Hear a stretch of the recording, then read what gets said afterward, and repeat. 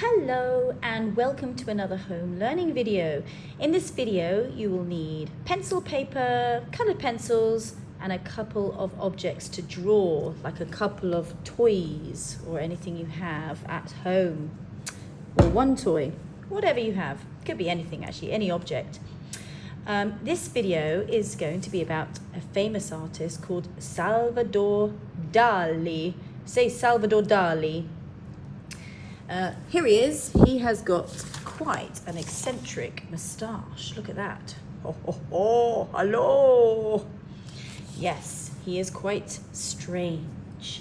So I'm going to read this fictional book about Salvador Dali, followed by a drawing activity. And before I read this story, I just want to think, can you remember the last time you had a strange dream? Have you ever been able to fly in the air in your dream, or breathe underwater, or see strange looking animals? Well, this book is a bit like an odd dream, and that's because Salvador Dali was part of an art movement called the Surrealists. Say Surrealists.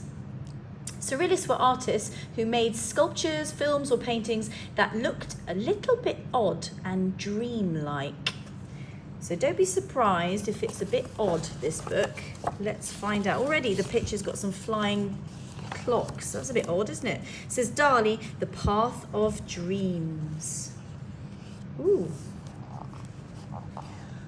Once upon a time, there was a little boy whose name was Salvador, though everyone called him Salvi. What Salvi liked most of all was to run barefoot along the beach with his hoop. One afternoon, as he was playing in the waves, Salvi noticed something gleaming under the water. Looking closer, he saw it was a key and that the sea had left there. Salvi popped it in his pocket. Now that's a bit odd, isn't it? Because you can't actually lift the sea up like a blanket. What? Elephants with long skinny legs? Wondering what the key might be for, Salvi hopped up onto his long-legged elephant and let his imagination lead the way. Whoa, I like the shadows. Look at that. Do you think an elephant would be able to walk like that in real life? Probably not. It would be too heavy for the legs, wouldn't it? Whoa. He soon came across a very strange cook who was tossing clocks as though they were pizzas. Each clock showed only one time and never changed. Suddenly, one of the clocks struck 3, which was exactly the hour for magic. "Hello, cook," said Salvi. "Do you know what this key is for?" "Let's have a look," said the cook. Salvi passed him the key. "Aha, this is a magic key. Leave your elephant here and get into this little boat. It knows where to take you." Salvi was curious. He got into the boat and immediately it began to float up into the air. When he was nearer to the sky than the ground, Salvi noticed that some of the clouds made funny shapes, like objects and animals, and he started to play at guessing what they looked like. Have you ever done that? Looked up in the sky. What's this? Looks like a teapot.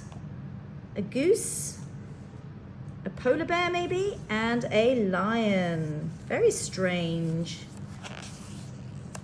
The boat floated up to a very tall tower that had 7 enormous eggs on the roof.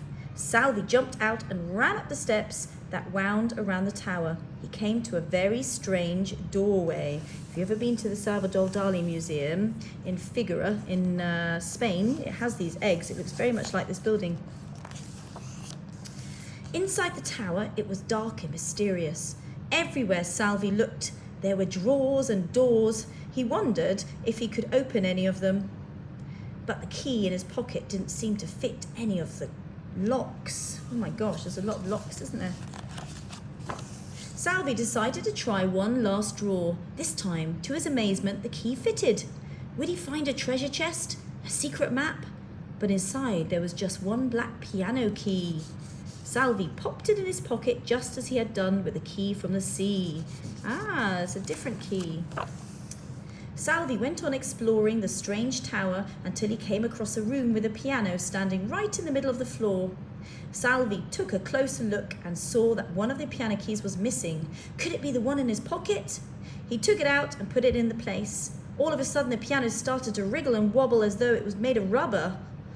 In fact, its feet left the floor and it flew around the room. It began to play a tune all by itself. The music was very sweet, but also a little scary. What's this? Butterflies? Toy fish? This is strange. Ooh, look at this.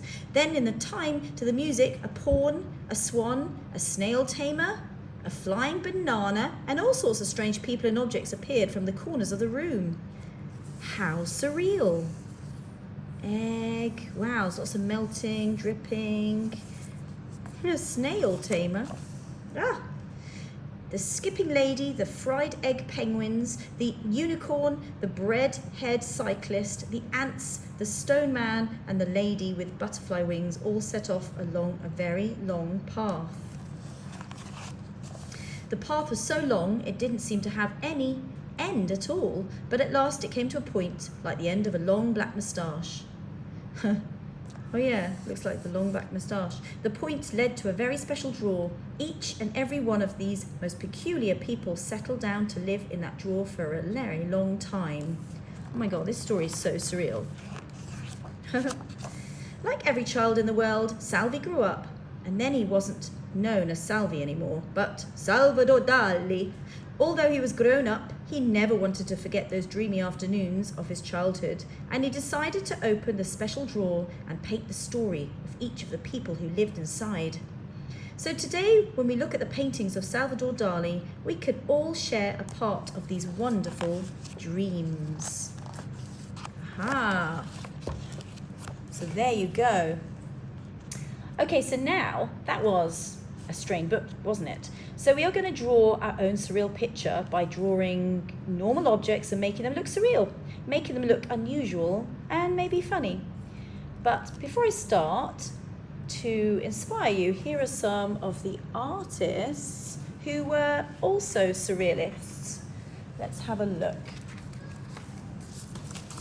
Aha, so we have this one. This is by a famous artist called René Magritte, and instead of a face, look, he's got an apple floating.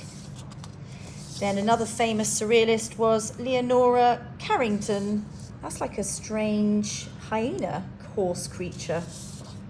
Oh, and then there's the famous Frida Kahlo, which you might have heard of. They thought she was a surrealist, but she said, I wasn't a surrealist.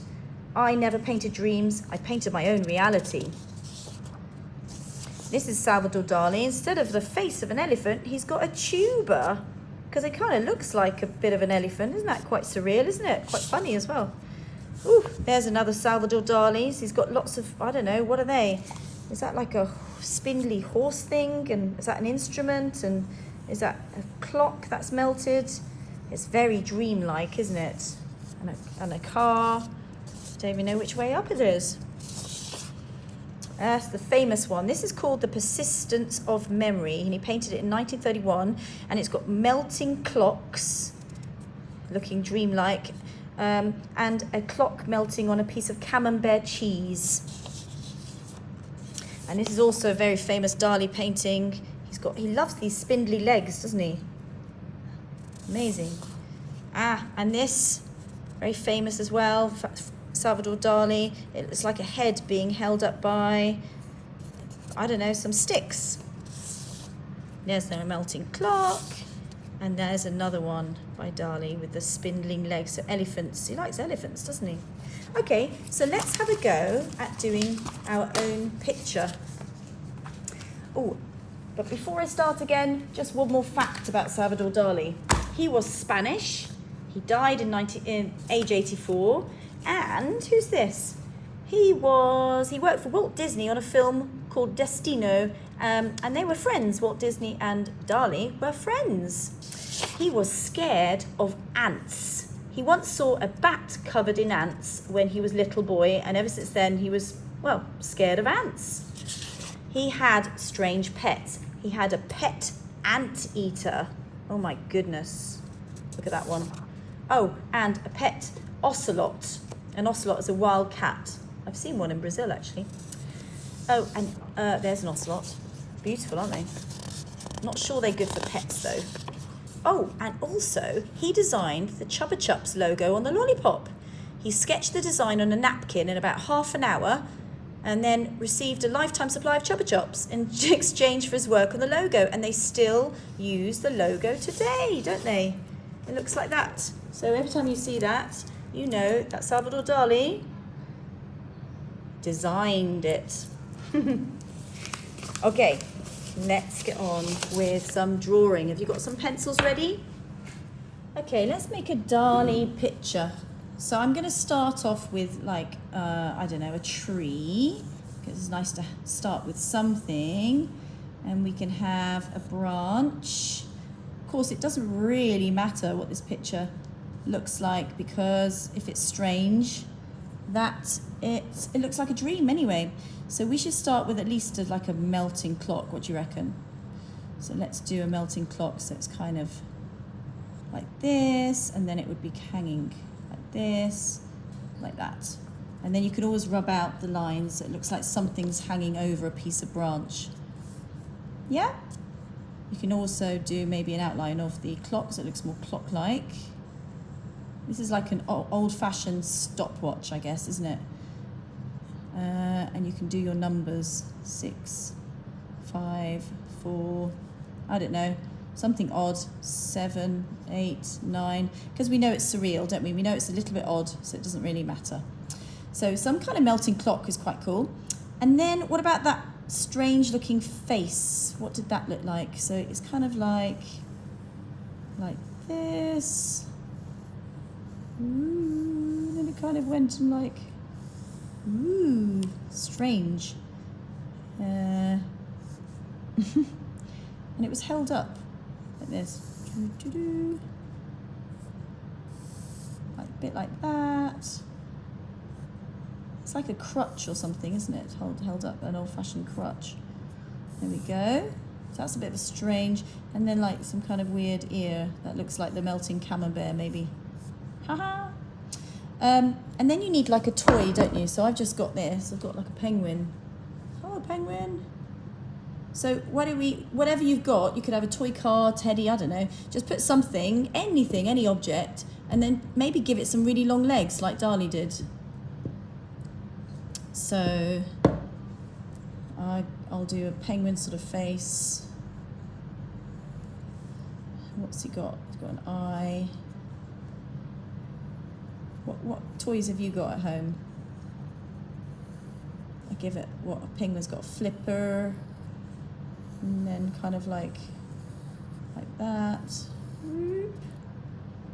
And then some really long legs. Because you don't see penguins with long legs like this, do you? So that is surreal. If you just give something spindly legs, it will look quite Salvador Dali-ish, won't it? Should we give it some kind of a hill or something? A bit of depth to the picture, let's do that. Haha, strange. What about an ant? Because he was scared of ants, wasn't he? So ants, you've got a head, and you've got like a thorax and an abdomen, because it's an insect. So we need to show at least 3 legs. We know insects have how many legs? 6 legs. They could be hidden. Flying ant? Maybe my head needs to be bigger. Always go over it if you're not happy, doesn't matter. Okay, so you've got the bear drawing here, haven't you? And then you can have fun colouring in.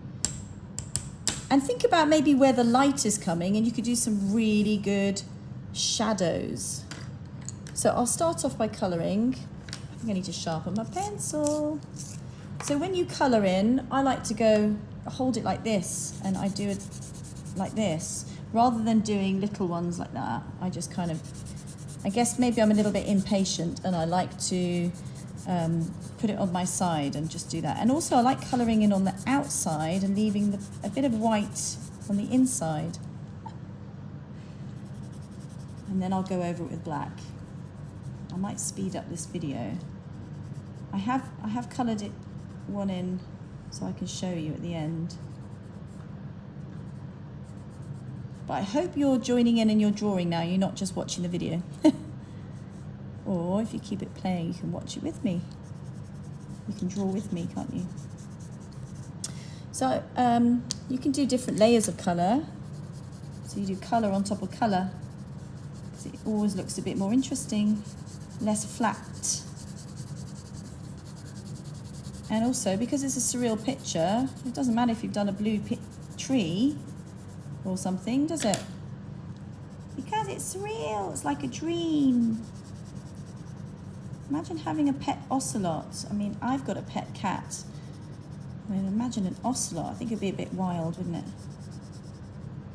So when I went to Brazil once, I saw an ocelot hanging out on a branch of a tree. And it was more interested in the caiman crocodiles. Oh, the giant otters. It was more interested in the otters. Don't know what they eat. They probably eat fish, don't they? Anyway, those otters were cheeky as well. They kept biting the oar of the boat. So you've got your melting clock. So I think a melting clock should have a bit of yellow around it. A bit like that. And whatever colour you want, really, to shade the clock. Oh, and this clock doesn't tell the time. His time will stay the same. So if the time of a clock stays the same, it's a pretty useless clock, isn't it? And if it's melting. But if anyone sees a melting clock, you know it's Salvador Dali. Right, so you would just carry on colouring in. If you're going to do a bit of light, let me just cheat. I did one earlier. Hold on. If you... Ta-da! So if you are going to colour in, and you can do a bit of light, a bit of yellow on one side, that means you can do, with a black pencil or a darker colour, you can maybe do some shadows, because he had those lovely long shadows on the elephant's legs. So if your light's coming this way, remember light always travels in a straight line, so you could just do some shadows, straight lines coming from the opposite side of the light. And then you just keep going. I like a black pencil as well. So that could be a weird, strange, odd, surreal, bizarre picture, Salvador Dali picture. I'd like to see what you come up with. Bring them in and we'll put them up. Have fun. Bye.